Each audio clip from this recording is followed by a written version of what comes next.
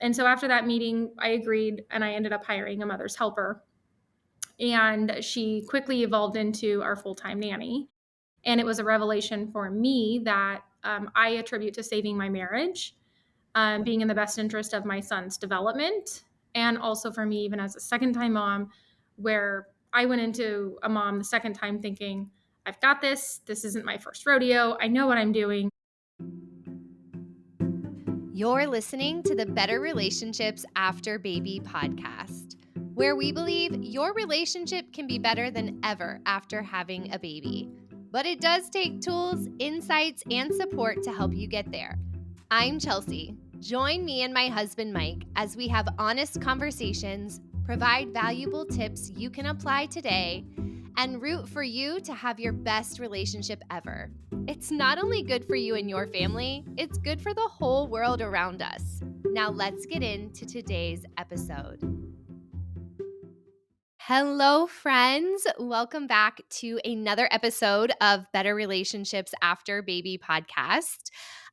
We are excited because we have a guest this evening, and this is someone that I have a massive friend crush on since I started seeing her share her story and her passion and her mission online. I don't know about you guys, but sometimes I go down that rabbit trail of going through someone's profile, and I'm like, gosh, this person is going to make a big dent on the world and on the things that families are facing. And that is how I feel about Stephanie. Stephanie Fernaro is the owner, founder of Hello Nanny. And I'm going to let her tell you a little bit more about how she got here and what you're doing, Stephanie, in the world of supporting families.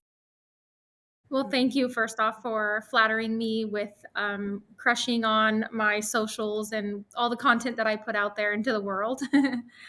Like you said, I am the founder of Hello Nanny, which is a nationwide nanny agency and household staffing agency. So I started this agency from the heart out of a revelation that I had in my own journey where, I'm a mom of two. My daughter will be 20 in September, and my son is 7. So I have had two very polar opposite experiences in raising children. With my first daughter, where I had no support, I did this on my own, and I juggled college, being a mom, working, I did it all.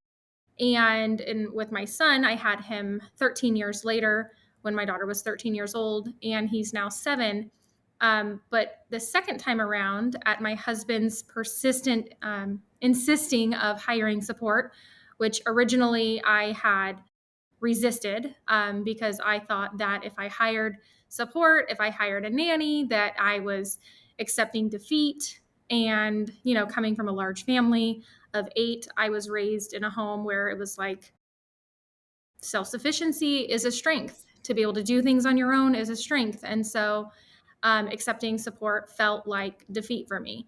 And it wasn't until I went to our son's first pediatric appointment where we were arguing in the pediatric office, and our pediatrician came in and interjected into the argument with my husband.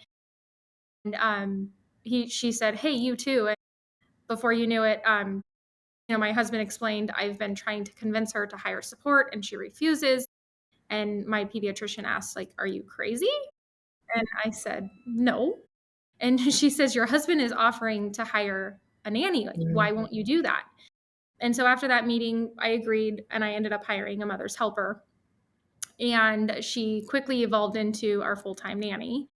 And it was a revelation for me that I attribute to saving my marriage, being in the best interest of my son's development, and also for me, even as a second time mom, where I went into a mom the second time thinking, I've got this. This isn't my first rodeo. I know what I'm doing.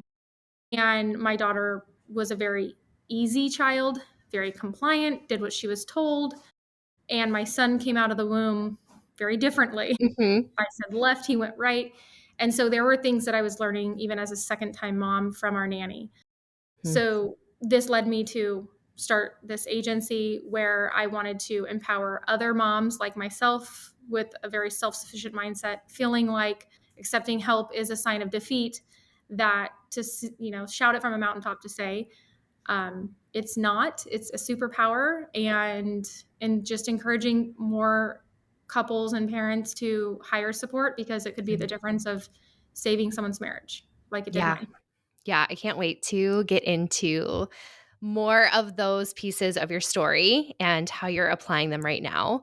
For those of you who are listening, I was particularly looking forward to this conversation because I know a lot of you who are listeners to this podcast are the one who's figuring it out. You're the one who's keeping things running, holding it together when no one sees the cost. And maybe for you, asking for help feels like failure. Maybe you're someone who's told yourself, if I don't do it, it won't get done. And this episode, if that's you, is for you. Stephanie and I both share this journey of trying to let go of that hyper independence, that I can do it all at whatever cost. And in this episode, we're talking about that hidden toll of doing it all and why learning to receive support for Stephanie, for myself, wasn't a weakness, but a turning point.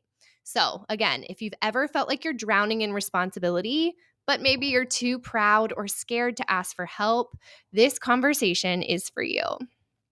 Stephanie, when you think back to your early motherhood, and I know that was in a different marriage, what was your relationship like? What was it like for you to even face the idea of asking for help and needing help in that early season of motherhood? It wasn't even a thought. It was Mm, never even a conversation. It was just assumed that I was taking care of our daughter. My husband at the time worked 60, sometimes 80 hours a week, took a lot of overtime, and I was the default parent. And I was always the one that sacrificed my career. At the time, I was a college student. So if our daughter was sick, it was not my ex husband taking off time from work to care for her. It was, I'm missing that lecture as a result. So it was always, or I'm missing my shift, that I would forego my pursuits and passions because his job was always first and foremost, and mine was second. And so that felt very discouraging at times. sure. Yeah. And what would you say, as you look back now, shaped your idea? You said you came from a big family. What shaped your idea about independence and worth and needing others? Yeah, so as a or as one of 8 children, I think it's very natural, for parents to be overwhelmed, and, to the defense of my parents, I don't fault them for this by any means, but saying that, I'm even as a mom of 2 at times feeling overwhelmed. I can only imagine what my parents felt with 8. So, naturally, I think out of survival, it was just very much a default for us to be independent and self-sufficient because no sooner did one of us get out of diapers, my stepmom had another child in diapers or was just giving birth to one of my siblings. And so it was like, you're walking good, you've got an older sibling to help you out, and you're on your own. So I think it was just naturally at a very young age where that self-sufficiency and independence was just ingrained culturally into my family, to where it wasn't said to me per se, but it was just very much ingrained in our family culture and just evolved into my life into high school, in even beyond into college, and then into motherhood and then into marriage. Yeah. Yeah. So we're going to have some time to talk about the implications of that and what this journey is of continually unraveling that belief. Thinking back to that first your daughter's birth and that postpartum season and the early years after her. What do you think that costs you in retrospect to have been hyper independent and kind of a martyr, if you might say, for the sake of motherhood?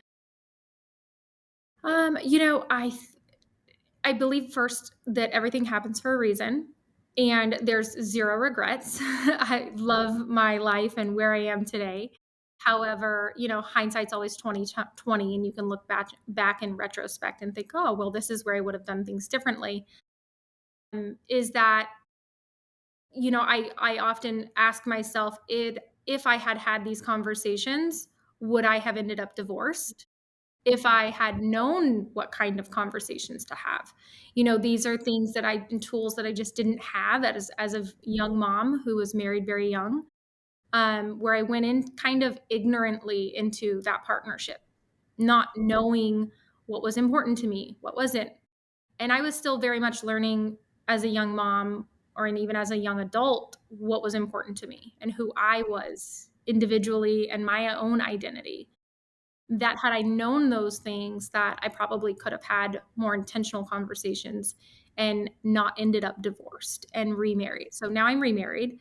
But I went into that second marriage very empowered and knowledgeable of who I am and what was important to me. And had I known that sooner, I think those implications might have been different. Yeah. Can you tell us some of the conversations or intentional touch points you had, kind of that, know better, do better? How were you entering that second partnership? So I had very intentional conversations with my husband about, if he wanted to have another child, what that would look like, and setting the stage that this would be a partnership where it would not be me who is sacrificing everything for our family and our children. That it would be a mutual partnership, and that it would be a mutual sacrifice. Um, and that I did not want to stop working, that I wanted to maintain my identity and professional pursuits alongside motherhood. That was also very important to me, as well as my own financial independence. That I wanted to be financially independent, and that in being financially independent, that meant that his career or mine didn't take a priority over the other. Yeah. Could you say more about that piece of the financial independence and what it has meant for you as a partner and how that's impacted the relational expectations? Yeah, I think for me, it really I think what it does is it provides a mutual respect for one Mm, another. What I found in my past marriage was that when I didn't have my financial independence, that I ended up in a situation where I was stuck. And when I wanted out, there was no way out mm, financially. yeah.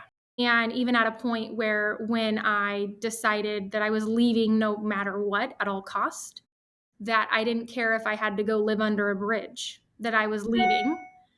Um, and I didn't have to take that extreme measure. Fortunately for me, I was very resilient and I Mhm. figured out a way. But when I left and I insisted on the divorce, um, I remember my ex husband starving me out financially, not paying child support, not paying alimony. And even though the court had awarded those things, there was no way to ensure that those payments were made. So for 6 months, I was financially starved out, and I had to go to the courts and request a wage garnishment. And so during that time, I went through financial ruin. And I asked my ex husband at the time, I said, "Why are you doing this?" And he said, "You chose this. If you come back, it all goes away." And I remember saying, "I will eat top ramen and live out of a cardboard box before I ever go back. That's not happening." And I insisted and I stayed true to my course and to my path. And so for me, I had to learn the hard way why financial independence is important. And in my current marriage, financial independence has maintained a level of mutual respect. Mhm. And my husband knows that I'm in this relationship because I want to be, Mm. not because I'm stuck. So you've shared how there was more intentionality and you knew kind of the conversations to start having after your second child and what to set up and how to approach that. But I wonder for you, how did that feel when you started giving some of that openness to accepting help? Like you're moving into a place where you maybe have emotional help, you have practical help. How was that for you? Were there any hangups or anything that made it difficult once you started to have help to accept it and to enjoy it even? No, there were no difficulties, actually the opposite became where I became exceptionally skilled at accepting help to where my husband got to a point where he was like, "Okay, that's enough delegation." What was that like for you? Like, was that freeing? Was that exciting? Was it eye-opening? I mean, it was liberating. Yeah. It was really liberating, and to this day, I thank my husband for making that suggestion, and, as I started this agency almost 4 years ago, and so I'm a new entrepreneur, Mhm. and I didn't always have that entrepreneurial mindset. Spirit, yes. Mindset, no. Mhm. And, I think one of the things that as an entrepreneur you become exceptionally skilled at is focusing on what you're good at and delegating the things that you aren't. And that is something that my husband was extremely skilled at. As a longtime entrepreneur, he was like, I've never been a dad. I don't know what I'm doing. There are experts out there who do know what they're doing. And so the mindset that he had was to hire support and not necessarily to replace him, but to uplift me and give me the space that I needed that he knew he wasn't capable of giving in that season. Yeah. Eventually, I would say the first 6 months, my husband was like, "I don't know what to do, and I don't know how to help you." And Mhm. our son really didn't want him. And so that was really hard on both of us. And he was able to tag in the help that he knew he couldn't give in a way that it liberated both of us. Yeah. Yeah. Well, I'm sure that you hear the phrase "it takes a village" all the time. And I'm glad. I'm glad that people are having these conversations. As someone who has probably thought more than the average person about support in the home and in business and in the relationship, what does building out that support system, that circle, that village look like for you personally, and even as you're encouraging other people to take those steps? It really depends on the season that you're in. So, for example, at the beginning of my son's life, it was having a nanny. And nowadays, it's evolved into a family assistant because I am a very hands on mom. I'm very involved, as is my husband. And we are very involved in school pickups and school drop offs and taking our son to jujitsu practice and really being involved parents that everything on the home suffers because we are entrenched in running our businesses, being parents, that everything on the home front suffers. And so, how can we find systems and support on the home front so that we are freeing up our time to be able to be with our son instead of worrying about the dishes and the laundry and cleaning the home and planning the meals and doing the grocery shopping. So, all of those things are handled by a family assistant now. So we no longer have a nanny, but now we have a family assistant who takes care of the domestic duties so that we have time back in our lives to be the parents that we want to be. Can you briefly describe the difference for people who might not be familiar with that terminology between a nanny and a family assistant?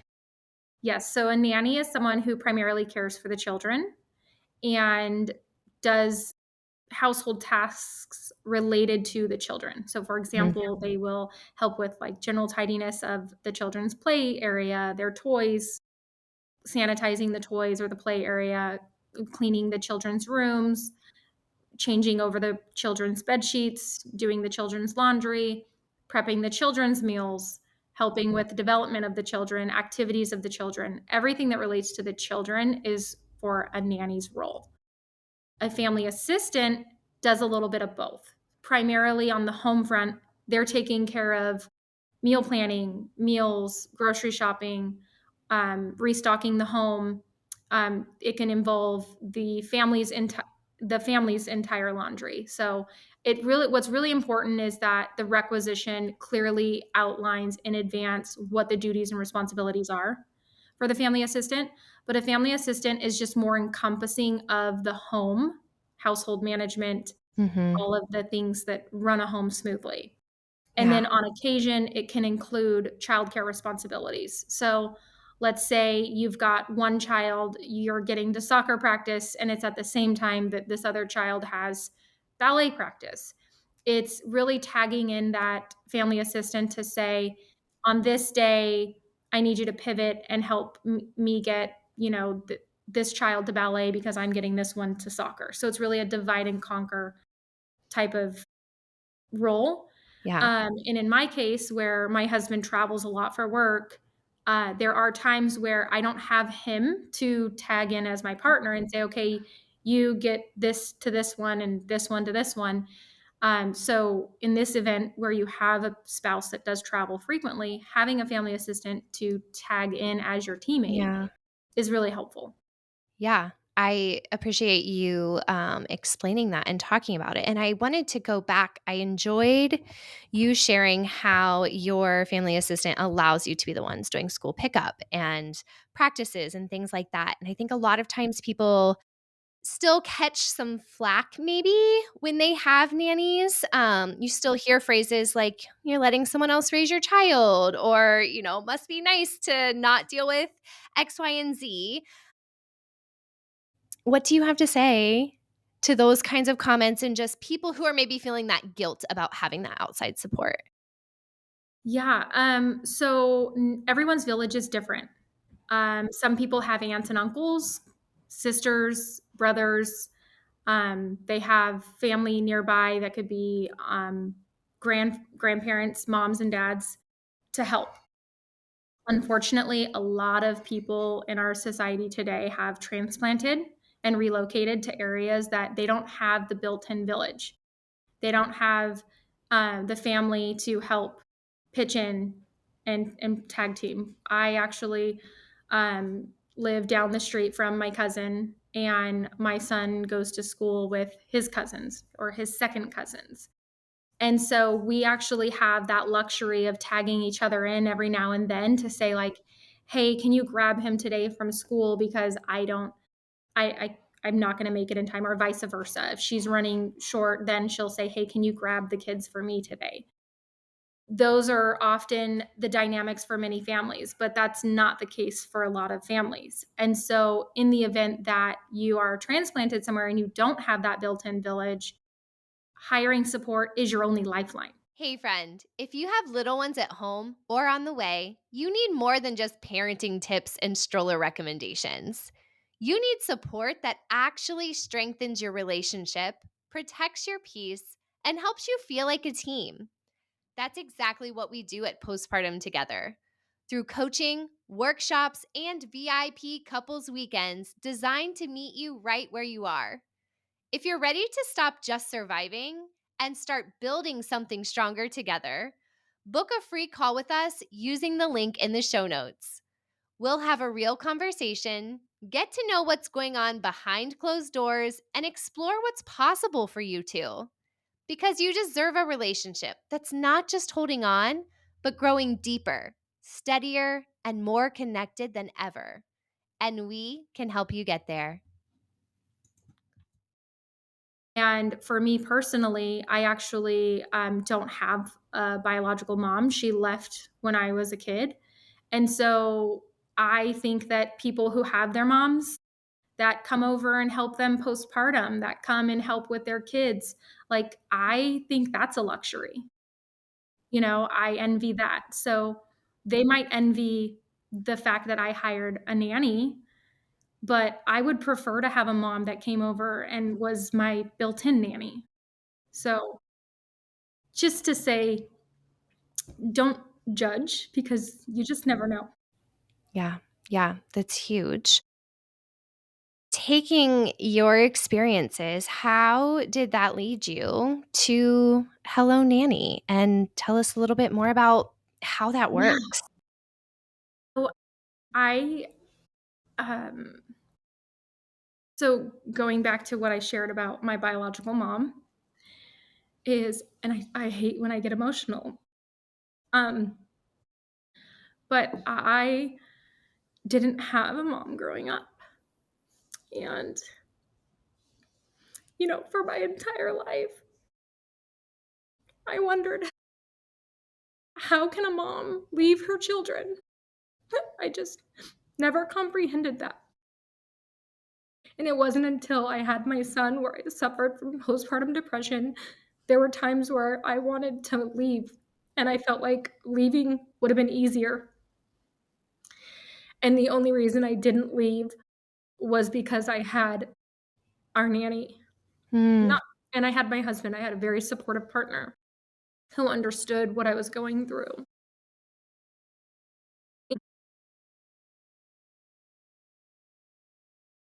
So, how did your experience lead you to the business side?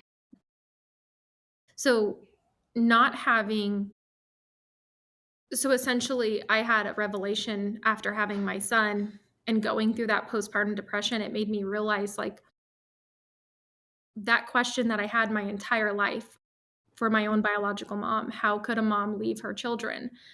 It was when I was going through postpartum depression after having my son that I realized this is it. This is why moms leave. And I had a different level of empathy for my biological mom where I thought, wow, what did her support system look like when I was born? And had she had more support when I was born, would she have stayed? If she had the husband that I have, would she have stayed? If she had the husband that recommended hiring support, would she have stayed? Probably, right? If she had the right help and resources, she probably would have stayed. The reason I didn't leave and I didn't run away and lean into those emotions that I was feeling is because I knew what it felt like not to have a mom. And so I didn't. But if it wasn't for that experience, it probably would have been history repeating itself. Yeah.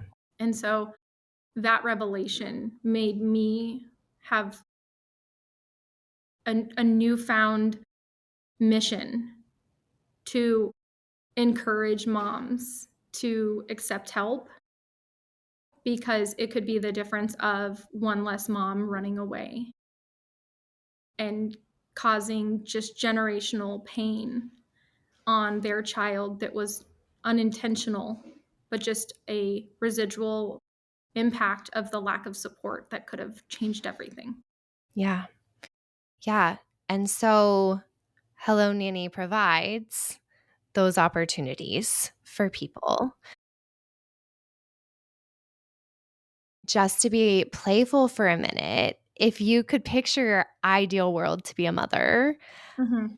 what things would you see differently than how they are now? Which I'm guessing is an expansive list like it is mine, but I would love to hear some of your thoughts and ideas. Like, what would make motherhood, parenthood supported in ways that more of us could thrive? Different than what I have now? Or like in a dream fantasy world? Like in a fantasy world, mostly thinking about policies and resources and the things that are available, the help that is available to parents versus all of it that's not. When you think about this change that we're all trying to build in our different ways, nannies, relationships, sleep support, like all the ways that people are stepping into this world of parental leave and all of that, what do you think would make families really thrive if we could create this ideal world to be parents in? So, the ideal world for parents would be a system with all the tools that you need. Essentially, when I think of it, when we buy a house, have usually we go to the Home Depot store or to the hardware store, Mhm. and you purchase a toolbox. And you have all the tools that you're going to need to, own your home. Everything from plumbing to electrical and everything you need to manage your home. You're going to have a toolbox. But yet, when it comes to being a parent, we have no toolbox. It's brute force and ignorance. It's just, it is this expectation that society places on us that, it's our nature. It's human nature to just know how to be a parent and have it all figured out. Turnkey. But the reality is that we are handed a baby and we sign up for marriage and we sign up for a partnership that we have no playbook for. And so the ideal scenario for families is a world where we have the toolbox that every partnership and family needs, everything from communication, managing a partnership, how to navigate difficult conversations with your spouse, how to plan for the baby, how to anticipate, what your plan for their life looks like. Everything from early development, postpartum care, leaving the workforce, career pauses, what that looks like, implications from a retirement standpoint for the spouse that's sitting out of their career, Mhm. to what does the childcare plan look like? What schools are they going to go to? Public schools, private schools? And then take that one step further to college planning.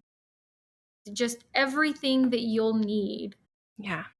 in your life as a spouse in that partnership down to a parent, and successfully getting them through those stages. That would be a dream world where you have that database that gives you Mhm. all of the tools that you'll need to be successful in that probably 30-year season of your life. Yeah. Why do you say 30 years? Depending on how many children you have, Yeah. or if you're Yeah. like me and you start Space. over after Yeah. 13 years. I mean, I will have been a mom for, I'm gonna count here. What's I'm gonna add this up. Hold on. Perfect. For me, it's 31 years, Hey. 18 plus 13. But Yeah. even then, once my son turns 18, because I have a 20-year-old, and even though she is 20 and she is an adult, Mhm. I am still very much responsible for her and seeing through that, she has what she needs in life to be set up for success. Um, and their needs change. It went from, me being the mom that took the reins and called the shots to having to learn how to take a back seat Mm. Yeah. as she became an adult and going, wait, so you mean you want me here, but you want me to keep my mouth shut? You want my help, but I'm not allowed to give you my opinion. Okay, how do you do that? I saw you just took a trip together. We did. Yes. That's lovely. And Mhm. why you were making a case online for taking those one-on-one trips. Yes. What was valuable to you from that time? It was, I think it's really important because, especially because her brother is in such a different season as her and he requires more of my attention, that being intentional about the one-on-one time that I have with her is important because it really ensures that that relationship is maintained. Whereas when I'm distracted by her brother who is misbehaving or, not allowing me to engage in an adult conversation with her, that when you have that dynamic of two children in two very different seasons, the older one can kind of feel lost in that transition. Mm. So just Mhm. making sure that I dedicated that individual time with her. Yeah, it made me think of when you're adding a second child, for those who maybe had their kids closer together and you have a toddler who's so needy and so surprised when a baby comes along and then they need attention. how vital it was. That was something we learned early on. Like we needed to make sure that we carved out one-on-one time with our older child when we brought the baby home because it was so confusing.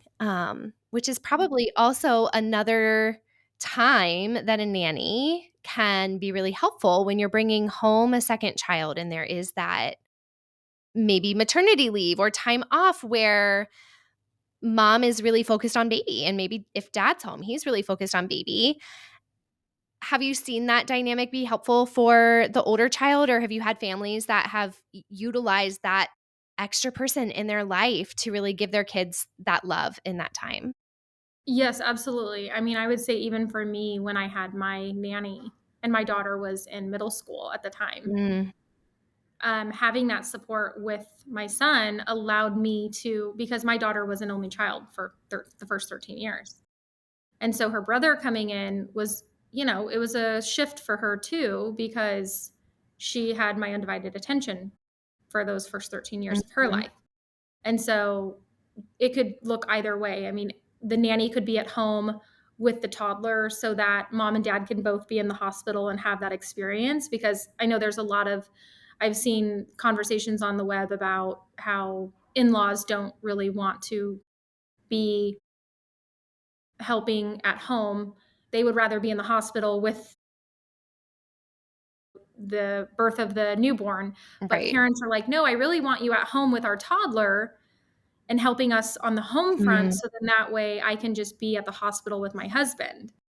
And there's this like tug and pull of, well, can't your husband be at home with the baby and then we'll be in the hospital with you? And so I think having the nanny can help be that buffer to mhm, where the nanny can be at home with the toddler mhm. so that mom and dad can both be at the hospital. I mean, there's just so many ways that you can integrate a nanny into that plan and what's important to you. Yeah. Okay. So if we're talking to someone who is thinking, like, maybe I just don't do this all on my own, or maybe I don't have something to prove. I don't have to be supermom. I don't have to do everything on my own. Um, can you give her, the hypothetical her that's listening, a little pep talk on going from I have to do this all on my own to I'm going to find the best way for me to get the help and support that maybe fills in the gaps where I don't feel strong or I don't feel like I can carry it all? Yeah, I would say making that decision to get support is a reflection of self-love Hmm. and loving yourself, giving yourself a hug and saying, "You deserve this. You deserve a bath by yourself.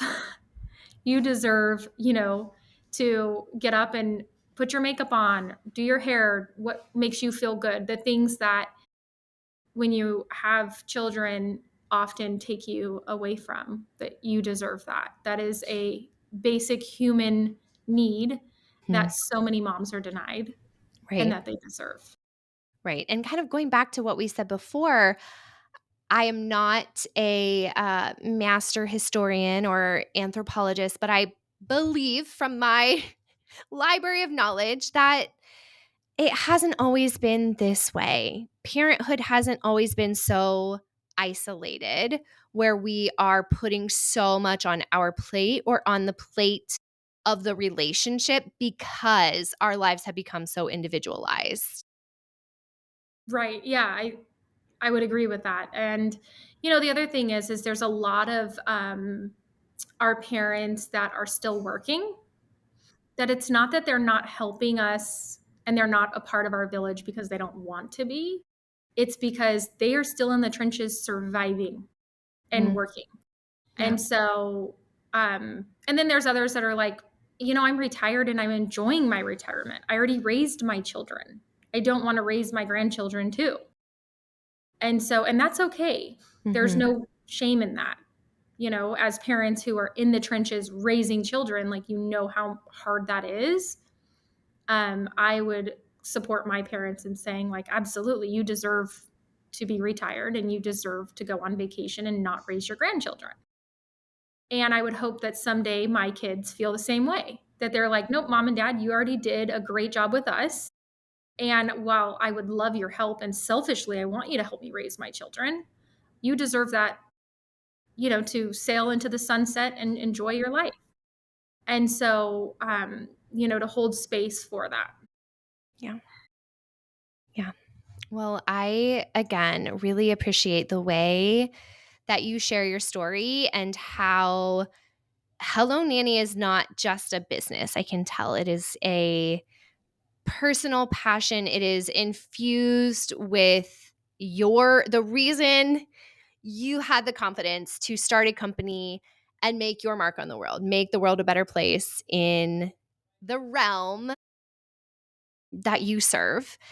And so if people just want to get to know you and follow along with who you are and how you've gotten here, tell us how they can do that. And two, if people are maybe trying to figure out if they need a nanny, want a nanny, how to navigate that system, how do they even start exploring that? Yeah, so we actually have a childcare resource that we've been working on for quite some time now. So even if it's not a nanny and you are exploring what your childcare path looks like, whether that's daycare, whether that's a nanny, that or fractional support, we have a new resource coming out really soon that will be available on our website at hellonanny.com. And so we have some partnerships with other providers that it's a powerhouse that we're essentially bringing together for families to uncover what their childcare plan will look like, whether it's a nanny or a daycare facility, that we're essentially creating a tool that we've done all of the research and the heavy lift so that we're just one of those tools that I talked about, when you go into parenthood, where we've done the work for you to help you navigate what that path looks like. They can visit that and find that resource very soon at hellonanny.com. Keep an eye out for it. Perfect. Perfect. And to tie this just back into the relationship piece, what would you say has the biggest impact on a better relationship as far as it comes as far as the topic of just having outside support in your home and in your family? What does that do for the relationship that you've seen? It makes me admire my husband. Um, it just there I can't even begin to emphasize how, because I've been in a relationship where I'm resentful, Mhm. and I've watched a relationship go from someone that I'm in love with to someone that I can't stand. And the difference of the marriage and the relationship that I'm in today, where have we had our moments? Yes. Have there Sure. been times where I'm like, ugh, I could Mhm. just strangle you? Yes. Right. Yes. But the fact of the matter is that I have a partner that's willing, open, and open-minded about having conversations and evolving as time goes on Mm, mhm. with what our needs are. And I would just say the impact that it's had on my marriage and my relationship is exponential. Like I, I've been with my husband for 13 years, and I can honestly sing his praises and rave about how amazing he is. And I know that by the time you've been married for 13 years, you're kind of like, this guy again. We are on year 13 right now. Yes, congratulations to you. Thank you, and you too, I guess. You're a 2012? Yes. Yeah. Well, we've been together for 13 years. We've been married for 8. Right. Yeah. Very So, cool. Yeah. but Thank you. it's easy when you've been in a relationship for so long that it becomes stagnant and it kind of becomes like the spark disappears, you're like, why did we marry again? What did Yeah. we love about each other so Yeah. much? And I feel like when you have the right support, you don't lose sight of why you fell in love with that person, Yeah. and the spark is still there because it's ever changing. Yeah.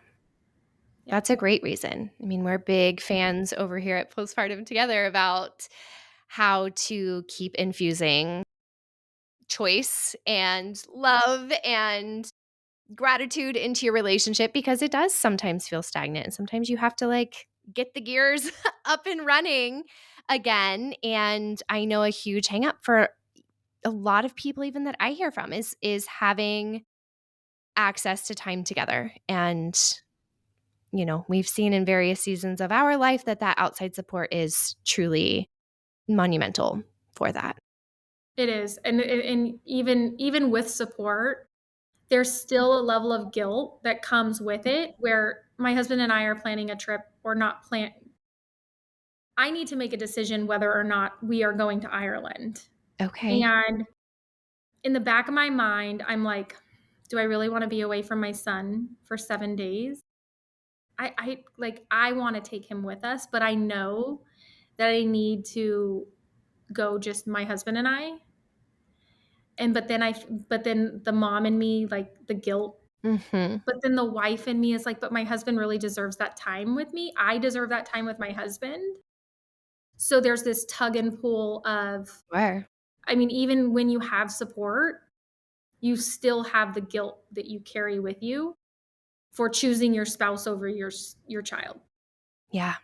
Yeah. I think that's a huge one, and that could be a whole other topic. Now I have all of these ideas spiraling because, something I hear from new dads particularly is that they start to feel like the third wheel, and it's like, well, the baby's always chosen over me. And sometimes it's like, yeah, dude, for a while, like you're a grown adult. Like you've got to kind of just step in, be helpful, and know, that there are things for a season. But I think that the atrocity is that a lot of parents don't pick back up that priority of the relationship, and it kind of just gets into this distant autopilot. And it takes, again, like you have to invest the time and the energy and infuse something into it to, again, like kick up the gears and make that a part of your life and your rhythm again. Yeah, absolutely. I think it's easy to, like, even with my son, he still sleeps in our bed. He's 7 years old. And there's sometimes where I'm like, "Nope, you have to go in your bed." We are right there with you. It's a tug and pull of my heart, like you just said. I'm like, there will be a day where they don't want to crawl up and snuggle up. And, if I don't like to sleep alone, how can I ask my children to sleep alone every single night and stay in their own bed? I would hate that. And in the same breath, like we need that space and reclaim that, you know, time and place to connect as a couple too. So Absolutely. I think it's That connection is key. So important. yes. And just like a lot of things, it's just the ongoing conversation. It's knowing how to keep checking in and keep evaluating what decisions you're making and making sure that no one's carrying that quiet resentment because Mhm. they didn't have a say in the decision. Absolutely. Yeah. All right. They can find you at hellonanny.com. You're on Instagram at hellonanny. Those will both be in the show notes. Is there anything else, Stephanie, that you want to share before we close up? No, just thank you so much for having me. It was such a pleasure, and I just love what you're doing, and I look forward to continuing to support parents in whatever capacity that we can. Yeah. I'm glad that there are those of us doing all of these different sides of the work, that is all the effort to kind of take care of the gaps that the system is leaving and doesn't seem like it's going to fix. So we've got to pave a better way for parents. Yeah, we are going to build the unequivocal toolbox that doesn't exist today. We're building the toolbox. Yep. Yeah. Our kids will have better than we did. Yes, absolutely. Well, thank you. Thank you. Did you have any aha moments or helpful reframes that came from this episode? If so, would you take a minute to lift us up and leave a review or a comment on the podcast page? It's hard for me to ask this, but I know it's so helpful for us as we reach more and more families and make the world a better place, starting in our own homes. So, again, if something stuck out to you, If you are sending this to your partner so that you can have a conversation, or if there was a helpful tip you're going to employ in your own life, take a moment, leave a review, and let's keep the conversation going.